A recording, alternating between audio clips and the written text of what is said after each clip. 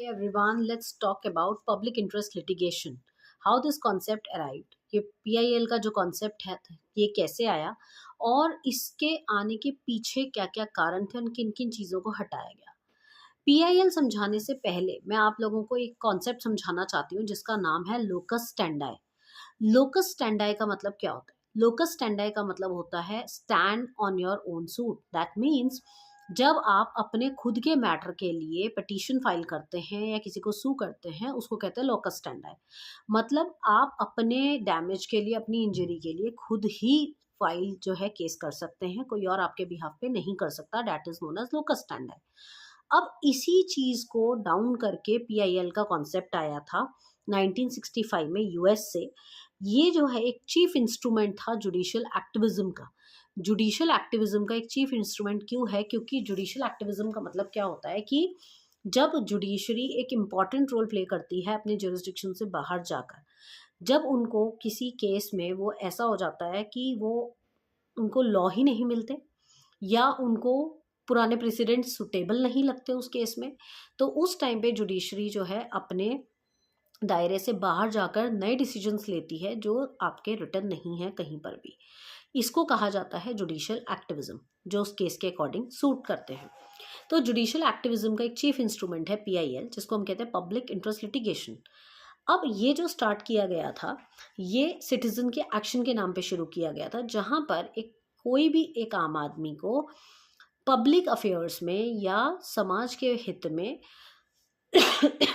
Supreme court या high court में writ लगाने का पूरा अधिकार है, ये कह के कि ये जो मेरा एक्शन है ये समाज के हित में है, इसीलिए मैं किसी और के बिहाफ पे ये रिट लगा रहा हूँ और ये हाई कोर्ट या सुप्रीम कोर्ट में लगाई जा सकती है।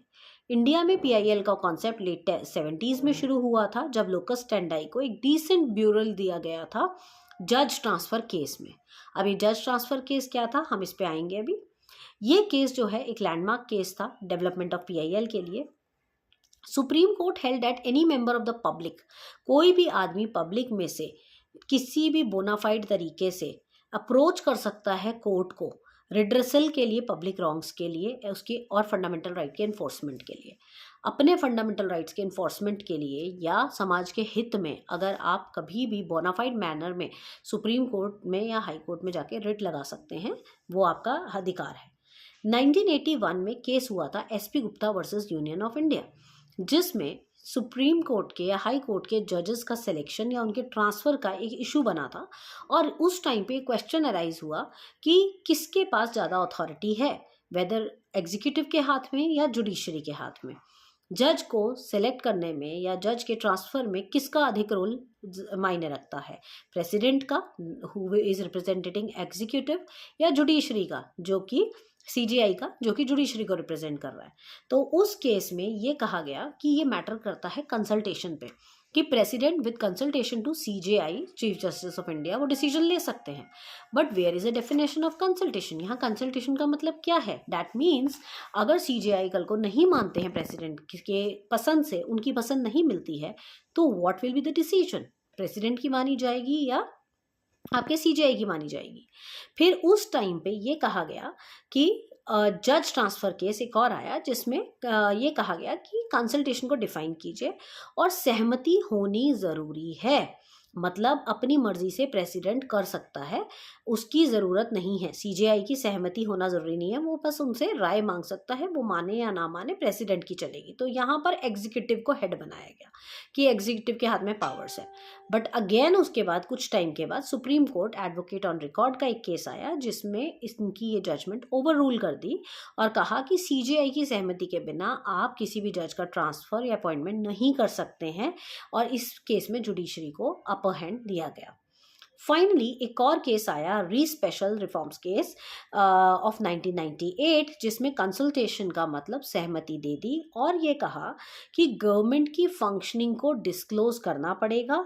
PIL लगा सकते हैं, लोगों को राइट टू नो है, जो भी गवर्नमेंट डिसीजन ले रही है वो लोगों को जानना है। और सीजेआई की कंसल्टेशन के बिना ये डिसीजन नहीं लिया जा सकता। वहाँ पर पीआईएल का केस एमर्ज हुआ in case of public interest, and anyone can file PIL for welfare matters, जैसे कि पॉल्यूशन का मैटर हो गया, टेररिज्म का मैटर हो गया, कंस्ट्रक्शन हैजार्ड्स का मैटर हुआ, या कोई भी ऐसा कोई मैटर जो कि समाज के हित में है, उसके लिए सुप्रीम कोर्ट या हाई कोर्ट में आपके आर्टिकल 32 या 226 के अंडर वो अपना रिट फाइल कर सकते हैं, और ये किसी भी पब्लिक अथॉरिटी के खिलाफ भी फाइल किया जा सकता है। इसको लोकस स्टैंडाई के रूल पे को हटाया गया और इस पे पीआईएल लगाई गई। आप इसमें ये भी देख सकते हैं कि बहुत सारे फेक पीआईएल्स जो हैं उनका जो है वो नंबर्स बढ़ते जा रहे हैं हमारे कोर्ट्स में। इस वजह से कोर्ट ने बहुत स्ट्रिक्टनेस की हुई है पीआईएल्स के ऊपर कि कोई भी फालतू पीआईएल्स नहीं आएगी।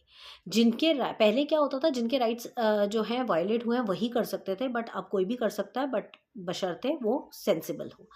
इसके अलावा इसी में एक एपिस्टोलरी जुरिस्डिक्शन का कॉन्सेप्ट भी डाला गया, जिसमें ये कहा गया कि आप अपनी पीआईएल एक प्लेन पेपर पे भी लगा सकते हैं। उसके लिए आपको कोई फॉर्मेट वाइज जाने की ज़रूरत नहीं है, कोई प्रॉपर एक प्रोसीजर फॉलो करने की ज़रूरत नहीं है।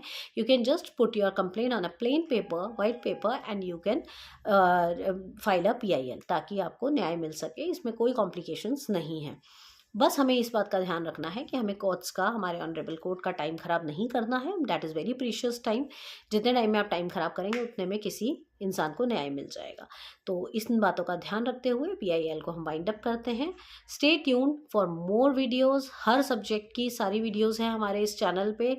ऑन डिमांड भी हम वीडियोस बनाते हैं। अगर आपको किसी टॉपिक पे वीडियो चाहिए, you can write a message in the comment box.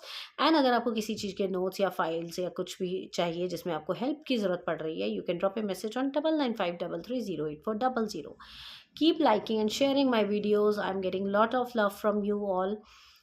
जितना हो सके अपने फ्रेंड्स में, अपने व्हाट्सएप ग्रुप में वीडियोस को शेयर कीजिए। उनको भी बोलिए आगे से आगे शेयर करने के लिए, so that more and more people can be benefited. Thank you so much.